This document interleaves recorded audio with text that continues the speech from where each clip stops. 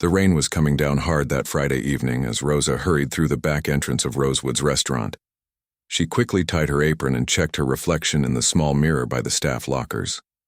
Her uniform was pressed and neat, just like every other night for the past 8 months. Rosa had worked many jobs in her life, but this one at the upscale restaurant in the heart of the business district was different. The customers here wore expensive suits and talked about million-dollar deals over their steaks. They drove cars that cost more than most people made in a year. And they looked right through the waitstaff like they were part of the furniture. What these customers didn't know was that Rosa had more education than most of them. She held a master's degree in international relations from the State University. She could speak Spanish, English, Mandarin, and Portuguese fluently. She had studied abroad in 3 different countries and written her thesis on global trade relationships. But none of that mattered when she was carrying plates and refilling water glasses. Life had a funny way of changing direction when you least expected it. 2 years ago, Rosa thought she would be working at the United Nations or maybe the State Department. She had big dreams and the qualifications to match. Then her parents died in a car accident and everything changed overnight. Her younger brother Diego was in his 2nd year of medical school. He was brilliant, always had been. Their parents had sacrificed everything to help him get there, working double shifts and saving every penny. When they were gone, Rosa knew what she had to do. Diego's tuition was $25,000 a year, plus living expenses. Her entry-level job at a nonprofit paid barely enough to cover her own rent, so she started working at Rosewood's. The tips were good, especially on Friday nights when the business crowd came in to celebrate their deals and impress their clients. She could make in one weekend what took her a week to earn at the nonprofit. It wasn't glamorous, but it was honest work, and it meant Diego could keep pursuing his dream of becoming a doctor. The other waitstaff were kind to her. Tony, the head waiter, had been working there for 15 years. He taught her which customers to avoid and which ones tipped well. Linda, who worked the bar, always saved her a sandwich from the kitchen on busy nights. They became like family, looking out for each other in the way that working people do. But the customers were a different story. Most were polite enough, though, distant. They ordered their food, ate quietly, and left reasonable tips. But there were others who seemed to enjoy making the staff feel small. They would snap their fingers instead of saying, "Excuse me." They would complain about everything from the temperature of the bread to the color of the napkins. They acted like serving them was some kind of privilege. Rosa learned to smile through it all. She would imagine herself at the UN, negotiating peace treaties or helping refugees. She would think about Diego in his white coat, saving lives in some hospital emergency room. Those thoughts helped her get through the difficult customers and the aching feet and the smell of kitchen grease that followed her home every night. The restaurant itself was beautiful, she had to admit. Dark wood paneling covered the walls and soft jazz played in the background. Crystal glasses caught the light from the elegant chandeliers. The tables were set with real silver and cloth napkins. It was the kind of place where business deals were made and important people came to see and be seen.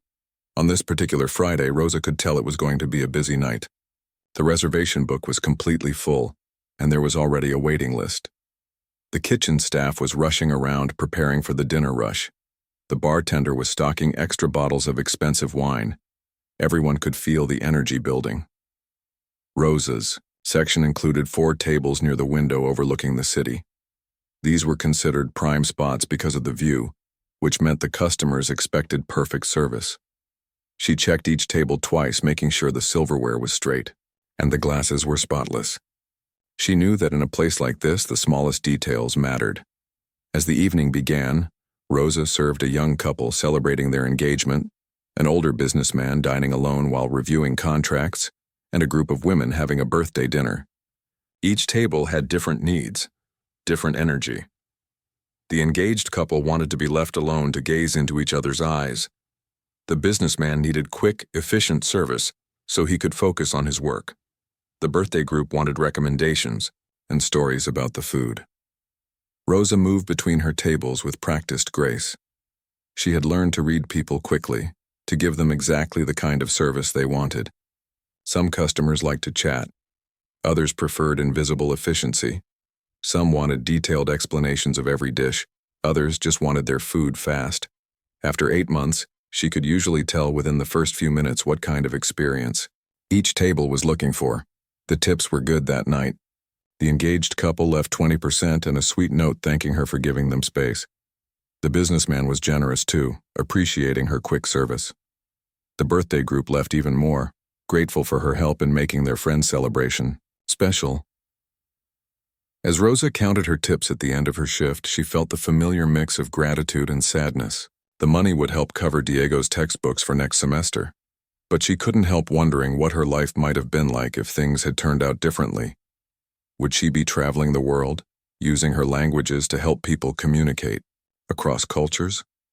Would she be working in some important government building helping to shape foreign policy? She pushed those thoughts away as she untied her apron and hung it in her locker. Tomorrow was Saturday, another busy night ahead. Diego had called earlier to tell her about a difficult surgery he had observed. His voice was full of excitement and purpose. That was enough to keep her going. Rosa stepped out into the cool night air and pulled her jacket tight. The rain had stopped, and the city lights reflected on the wet pavement. She walked to the bus stop, already thinking about the next day. She had a few hours in the morning to study Mandarin. Even though she was fluent, she liked to keep sharp by reading Chinese newspapers online. Languages were like muscles, she believed. Use them or lose them. The bus was mostly empty at this hour, just a few other service workers heading home after long shifts. Rosa found a seat by the window and watched the city pass by. In a few hours, these same streets would be full of the people she served, heading to their offices in their expensive cars. But for now, the city belonged to people like her, the ones who kept it running while everyone else slept. She thought about Diego, probably still studying in his small apartment across town. She thought about her parents, who would have been proud of both their children. And she thought about tomorrow, another day of serving others while quietly pursuing her own dreams, one tip at a time. Saturday evening arrived with its usual chaos. The restaurant was packed from the moment they opened the doors. Rosa had barely finished setting up her section when the first customers started arriving. The sound of conversations and clinking. Glasses filled the air, mixed with the soft jazz that always played in the background. Rosa was wiping down her last table when she noticed a group of men in expensive suits walking through the front door. Even from across the room, she could tell they were different from the usual customers. 3 of them were clearly from Asia, speaking quietly among themselves in what sounded like Chinese. The 4th man was tall, white, and walked with the kind of confidence that comes from having money and power. Tony, the head waiter, quickly approached Rosa. His face looked worried, which was unusual for someone who had seen it all in 15 years of restaurant work. "Rosa, I need you to take table 12, he said quietly. "That's Richard Blackwell and some important business partners. He owns that big tech company downtown. Just be extra careful, okay? He can be difficult." Rosa nodded and gathered her notepad and pen. She had heard the name before. Blackwell's company had been in the news recently for some big expansion project. People said he was brilliant, but also said he was not the nicest person to work for. His employees had a saying that working for him was like walking on eggshells every day. As Rosa approached the table, she could hear Blackwell talking loudly about his company's latest projects. He was the type of person who wanted everyone in the restaurant to hear how successful he was. The 3 Asian men listened politely, but Rosa noticed they seemed uncomfortable with his loud voice and dramatic gestures. "Good evening, gentlemen," Rosa said with her professional smile. "My name is Rosa and I'll be taking care of you tonight. Can I start you off with some drinks?" Blackwell barely looked at her. He was too busy trying to impress his guests with stories about his business deals. "Yeah, whatever. Just bring us your most expensive wine. These gentlemen need to see how we do things in America." The 3 Asian men exchanged glances. The oldest, one who seemed to be their leader, spoke up quietly. "Actually, we would prefer to see the wine menu first, if that's possible." Rosa smiled warmly at him. "Of course, sir. I'll be right back with our wine list." As she walked away, Rosa could hear Blackwell's voice getting louder. He was telling his guests about a recent deal he had closed, using words like destroyed the competition and crushed them completely. His language was aggressive, like he was talking about war instead of business. When Rosa returned with the wine menu, the three men were speaking among themselves in Mandarin. Rosa understood every word they were saying, but she kept her expression neutral. They were discussing Blackwell's behavior and whether they really wanted to do business with someone so loud and aggressive. Blackwell noticed his guests talking in Chinese, and his face started to change. Rosa could see the frustration building up inside him. He was used to being the center of attention, and now he was sitting at his own table, unable to understand what his important guests were saying. "So what kind of wine would you gentlemen prefer?" Rosa asked, trying to redirect the conversation back to something comfortable. The leader of the group smiled at her. "We would like something smooth and not too strong. We have important business to discuss tonight and we want to keep our heads clear." Rosa recommended a wine that she knew would be perfect for their needs. It was expensive enough to satisfy Blackwell, but smooth enough for people who wanted to focus on business rather than drinking. As the evening continued, Rosa watched the dynamics at the table with growing concern. Blackwell kept trying to dominate the conversation, but his guests were becoming more and more reserved.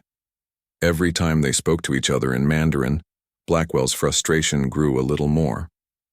Rosa brought their appetizers and tried to stay invisible, but she could feel the tension building. Blackwell was drinking more wine than his guests, and his voice was getting even louder.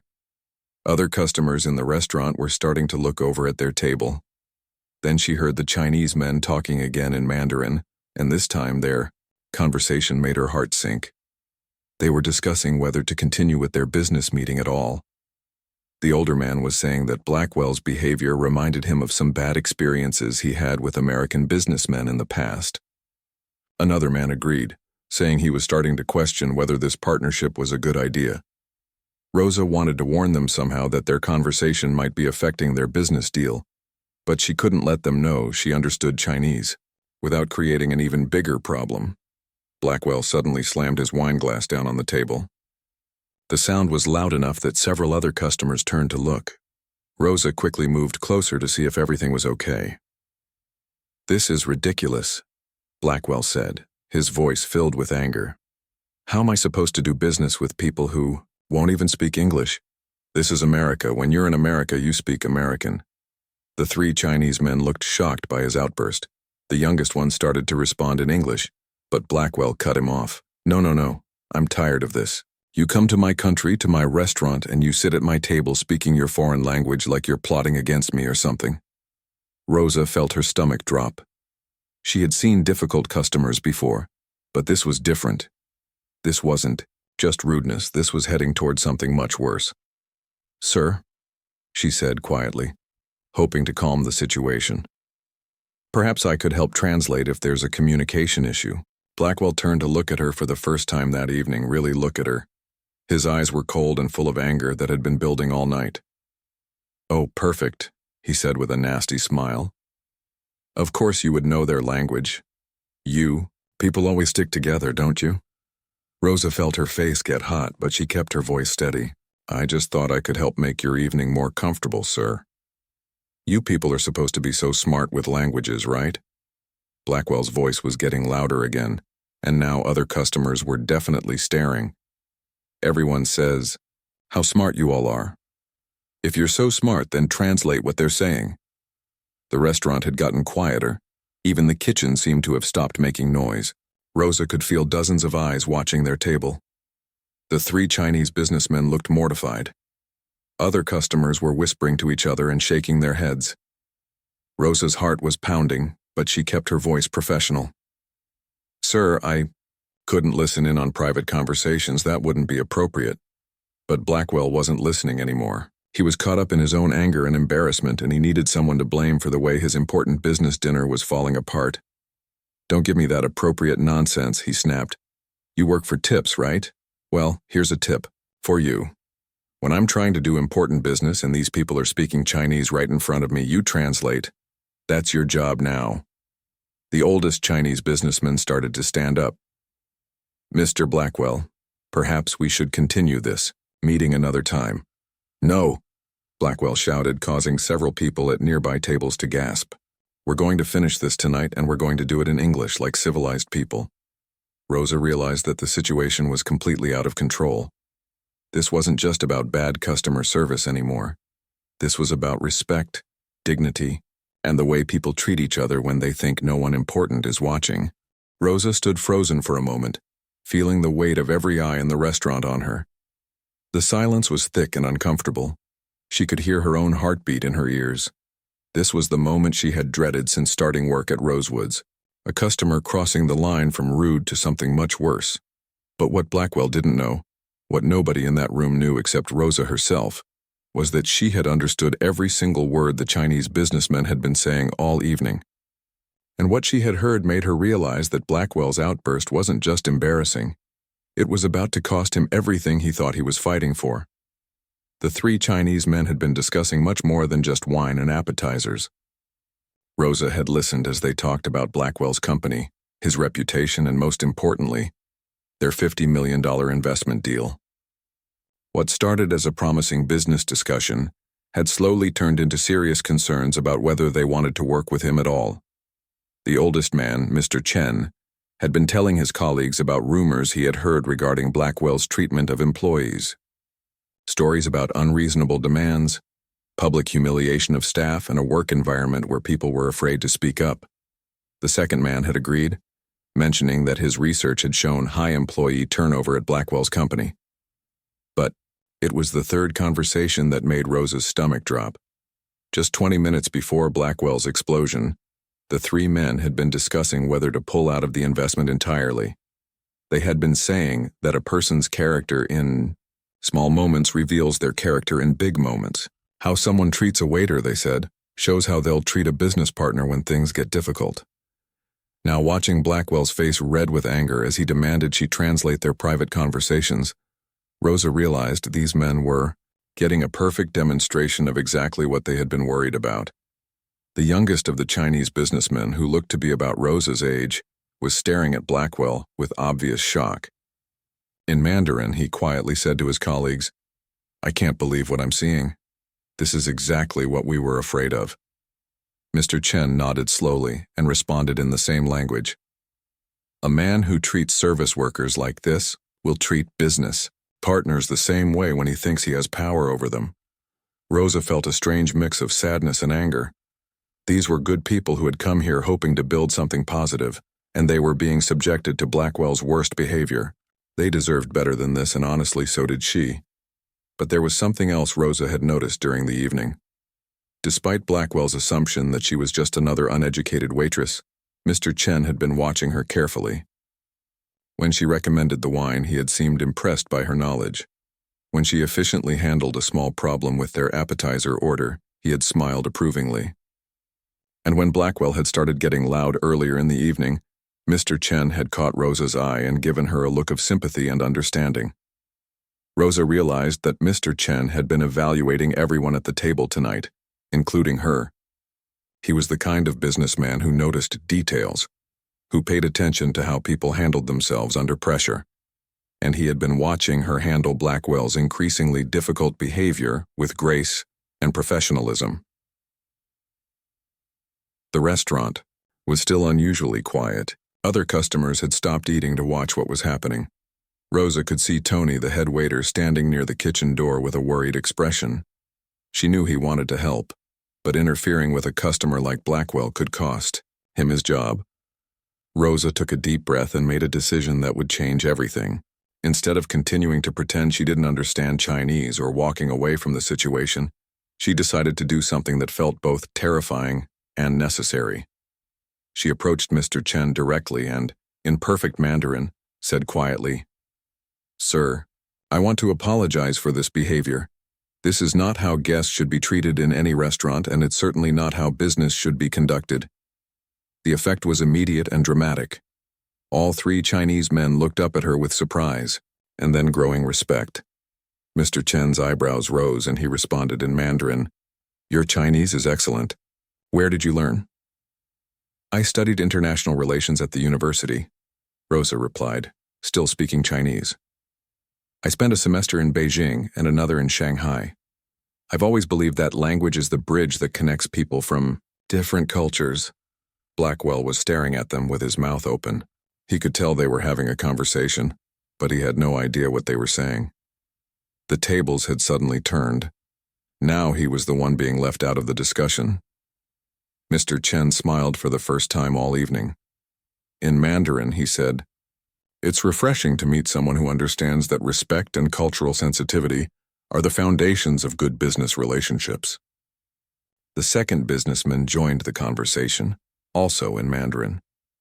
"Your professionalism tonight has been impressive, especially considering the circumstances. How is it that someone with your education and language skills is working as a waitress?" Rosa felt a moment of embarrassment, but she answered honestly, "My parents passed away and I'm supporting my younger brother through medical school. Sometimes we do what we must do for family." All three men nodded with understanding and respect. In Chinese culture, family sacrifice was not just understood, but honored. Mr. Chen said, "That shows real character. Education is important, but taking care of family is more important." Meanwhile, Blackwell was getting more and more frustrated. His face was turning an even deeper shade of red. "What are you people talking about?" he demanded loudly. "This is my business meeting. You work for me tonight," he said, pointing at Rosa. "I told you to translate, not have your own little conversation." But something had shifted in the room. The three Chinese businessmen were no longer looking at Blackwell as a potential partner. They were looking at him as an example of everything they hoped to avoid in American business culture. Mr. Chen stood up slowly and said in English, "Mr. Blackwell, I think we need to have a very serious discussion about respect, character, and what it means to be a good business partner." Rosa could see that Blackwell still didn't understand how completely the situation had changed. He thought he was still in control, still the important CEO who could demand whatever he wanted from the people around him. But Rosa knew better. She had heard these men's private conversations. She knew they had been looking for any excuse to walk away from this deal, and Blackwell had just given them the perfect reason. The youngest businessman said something to his colleagues in Mandarin. "I think we've seen enough. This man's character is exactly what we were warned about." Mr. Chen nodded and replied also in Chinese, "Agreed. But I'm very impressed with this young woman. Her professionalism and language skills are remarkable." Rosa realized that while Blackwell's evening was about to get much worse, her own life might be about to change in ways she had never imagined. Sometimes the worst moments lead to the best opportunities, and sometimes standing up for what's right opens doors you never knew existed. The moment of truth had arrived. Mr. Chen stood at the table with the quiet dignity of someone who had made an important decision. The entire restaurant seemed to hold its breath. Even the soft jazz music playing in the background couldn't break the tension that filled the air. Blackwell looked around the room, finally beginning to sense that something had shifted, but still not understanding what had happened. His face showed confusion mixed with growing panic. This was supposed to be his big night, his moment to close the deal that would take his company to the next level. Instead, he was standing in the middle of an upscale restaurant feeling completely lost. "What's going on here?" Blackwell demanded, his voice cracking slightly. "Why is everyone looking at me like that? This is my meeting, my deal, my restaurant. For the night." Mr. Chen looked at him with the kind of calm that comes from years of making difficult business decisions. When he spoke, his English was perfect and measured. "Mr. Blackwell, we came here tonight hoping to finalize our investment in your company. $50 million is not a small amount of money, and we needed to be absolutely certain we were partnering with the right person." Rosa stood quietly to the side, still holding her notepad. She could feel the eyes of every customer in the restaurant on their table. The other waitstaff had gathered near the kitchen, watching the drama unfold. Even the bartender had stopped mixing drinks to listen. "And we are certain now," Mr. Chen continued. "This evening has shown us exactly what kind of person you are, and exactly what kind of business partner you would be." Blackwell's face went from red to pale in seconds. "Wait, what do you mean? I've been nothing but welcoming tonight. I ordered the best wine, I brought you to the finest restaurant in the city. I've been the perfect host." The second Chinese businessman, who had been quiet for most of the evening, finally spoke up. "Mr. Blackwell, we have been in business for many years. We have learned that how a person treats those who serve them reveals their true character. Tonight we have seen your true character." "But she's just a waitress," Blackwell protested, gesturing wildly toward Rosa. "I was trying to get her to help us communicate better. I was trying to include her in our business discussion." "How is that wrong?" Mr. Chen shook his head slowly. "First, there is no such thing as just anything when it comes to human beings. Every person deserves respect, regardless of their job. Second, you were not trying to include anyone. You were trying to force someone to violate the privacy of others because you felt left out of a conversation." Rosa watched as the reality of the situation began to sink in for Blackwell. His confident swagger was completely gone now. His shoulders slumped, and his hands were shaking slightly. She almost felt sorry for him, but then she remembered his harsh words and demanding tone from earlier in the evening. "Furthermore," Mr. Chen continued, "what you don't seem to understand is that this young woman has shown more professionalism, intelligence, and cultural sensitivity in one evening than you have shown all month during our business negotiations." Blackwell looked confused. "What are you talking about? She's a waitress. What could she possibly know about business or culture?" This was the moment Rosa had been both dreading and anticipating. Mr. Chen smiled at her encouragingly and nodded, giving her permission to speak. "Mr. Blackwell," Rosa said quietly, "I have a master's degree in international relations. I speak 4 languages fluently. I studied abroad in China for a year, and I wrote my graduate thesis on international business relationships. I understand quite well how business and culture intersect." The restaurant was so quiet you could hear the ice melting in people's water glasses.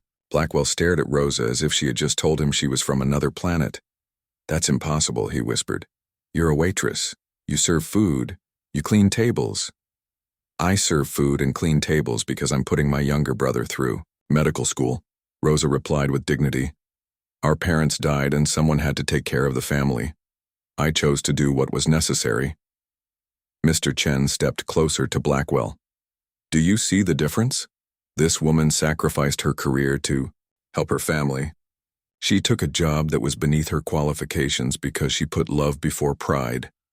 You, on the other hand, assumed she was less intelligent than you because of the uniform she wears." The youngest Chinese businessman joined the conversation. "In our culture, we have deep respect for people who sacrifice for family. We also have deep respect for people who treat all others with dignity, regardless of their position in life." Blackwell was starting to understand that his $50 million deal was slipping away, but he still didn't seem to grasp why. "Look, maybe I was a little harsh earlier, but that's just business. That's how successful people communicate. I was under pressure to make this deal work." "Pressure?" Mr. Chen's voice remained calm, but there was steel underneath it. "We were discussing pulling our investment before you ever raised your voice. We had already decided that your reputation for treating employees poorly made you a risky partner. Tonight simply confirmed what we had already suspected." Rosa realized that Mr. Chen was telling Blackwell exactly what she had heard in their earlier conversations. The decision to walk away from the deal had been made before the confrontation ever happened. Blackwell's behavior had simply made it final. "We believe that character is destiny," the second businessman explained. "A person who humiliates service workers will eventually humiliate business partners. A person who shows no respect for others will show no respect for contracts and agreements." Blackwell was beginning to panic. Wait. Let's not make any hasty decisions here. This is just a misunderstanding. We can work this out. $50 million is on the table here." But Mr. Chen was already reaching into his jacket pocket for his phone. "I'm calling our lawyers to draft a formal withdrawal from the investment agreement. This partnership is over." The other customers in the restaurant were no longer even pretending not to watch. Some were taking pictures with their phones. Rosa realized that this story would probably be all over social media within hours. In today's world, bad behavior in public places rarely stayed private for long. "You can't do this," Blackwell shouted, causing several diners to gasp. I've spent months on this deal. My company is counting on this investment. You can't just walk away because of some waitress." "We're not walking away because of some waitress," Mr. Chen said firmly. "We're walking away because of you. Because of your character, your judgment, and your values. Rosa here has simply helped us see those qualities more clearly." Rosa felt a mix of emotions washing over her. Part of her felt bad for Blackwell, watching his dreams crumble in front of everyone. But a larger part of her felt vindicated. For months she had endured small insults and dismissive behavior from customers who assumed they were better than her. Tonight, one of those customers was learning that assumptions can be very dangerous things. Mr. Chen turned to Rosa with a warm smile. "Miss Rosa, would it be possible for us to speak privately for a few minutes? I believe we have some things to discuss that might interest you very much." Rosa followed Mr. Chen to a quiet corner of the restaurant, her heart beating fast with curiosity and hope. Behind them, Blackwell stood at his table looking lost and defeated, while the other two Chinese businessmen spoke quietly among themselves.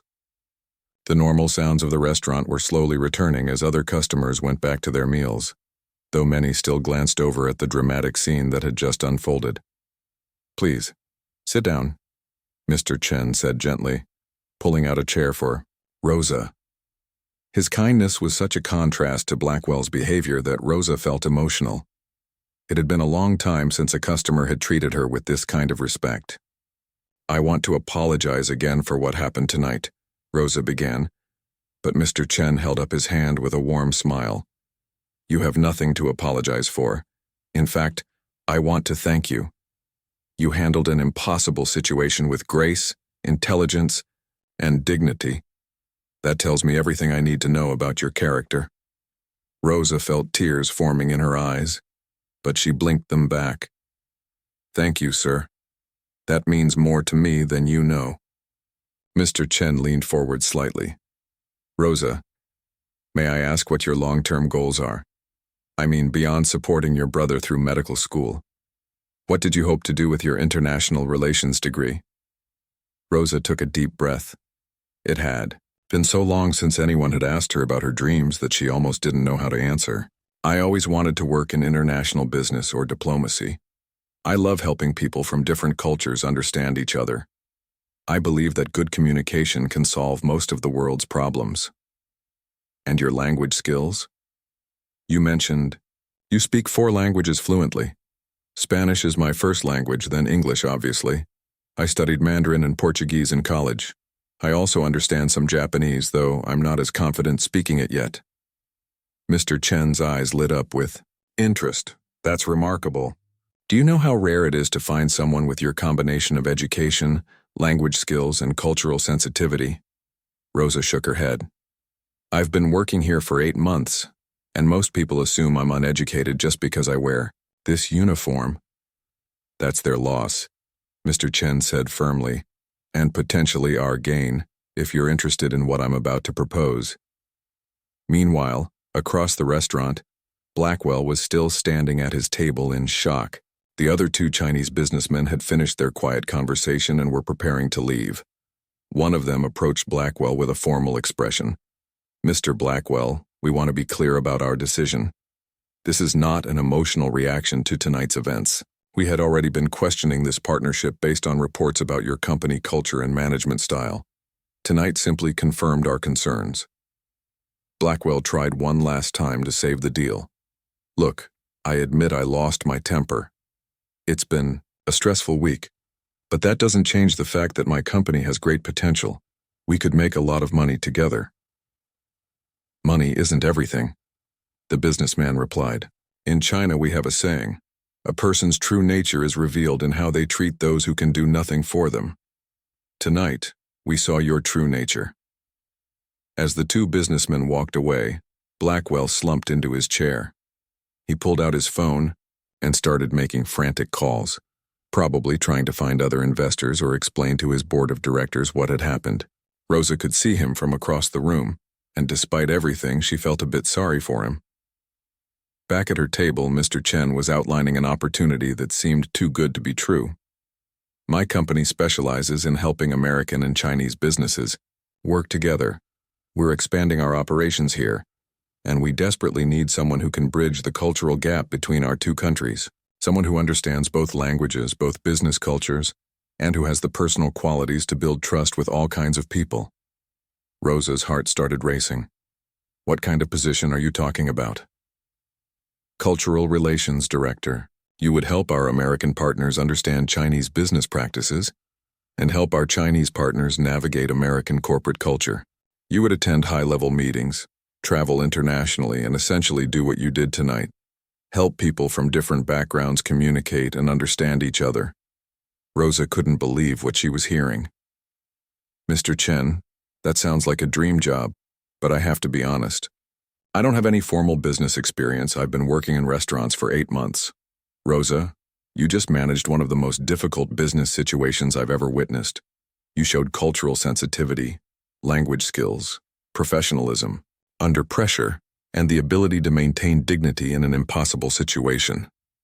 Those are exactly the qualities we need. Mr. Chen reached into his jacket and pulled out a business card. The starting salary would be enough for you to support your brother's education comfortably. Plus, we offer excellent benefits and opportunities for advancement. We would also pay for any additional training or certification you might want to pursue. Rosa looked at the business card with trembling hands. The salary number written on the back was more than double what she could make in tips at the restaurant, even on the best nights. I don't know what to say, Rosa whispered. Say you'll think about it, Mr. Chen replied kindly, though I hope you'll think about it quickly. We need someone to start as soon as possible. Just then, Tony the head waiter approached their table looking concerned. Rosa, I'm sorry to interrupt, but there's a situation with Mr. Blackwell.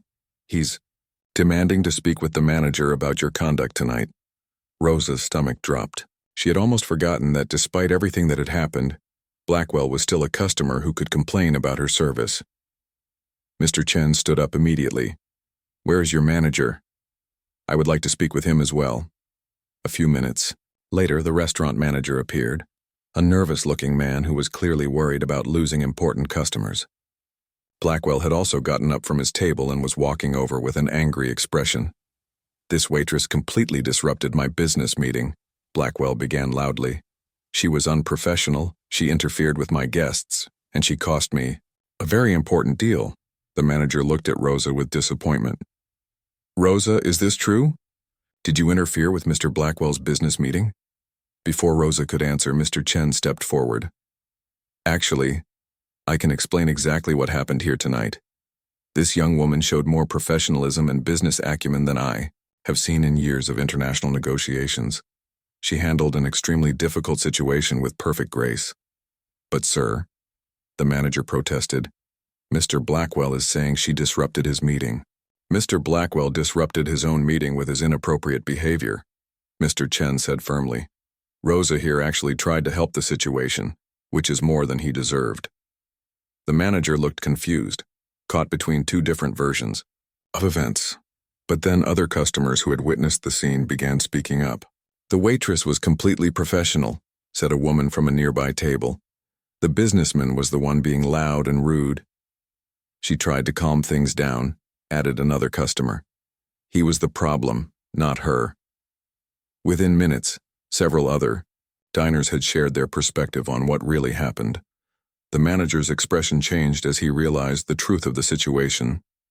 Mr. Blackwell, the manager said carefully, perhaps it would be best if we comped your meal for tonight and allowed everyone to move forward. Blackwell looked around at all the faces staring at him. Customers, staff, and the Chinese businessman who had just cost him $50 million. His shoulders sagged in defeat. Fine, he muttered. But this isn't over. You'll be hearing from my lawyers. As Blackwell stormed out of the restaurant, Mr. Chen turned back to Rosa with a smile. So about that job offer. Are you ready to start a new chapter of your life? Rosa looked around the restaurant that had been her workplace for 8 months, then thought about her brother Diego studying to become a doctor, and finally looked at the business card in her hand that represented everything she had ever dreamed of. Yes, she said with growing confidence. Yes, I am. 6 months later, Rosa was sitting in a boardroom in Shanghai, helping 2 companies navigate a complex international partnership. She was wearing a professional suit instead of a waitress uniform, and she was using all 4 of her languages in a single morning. Most importantly, she was doing work that mattered, work that helped people understand each other across cultures and continents. And every day she remembered the lesson she learned that night at Rosewood's restaurant, that respect, dignity, and character matter more than money or power, and that sometimes the worst moments in our lives lead to the best opportunities we never saw coming.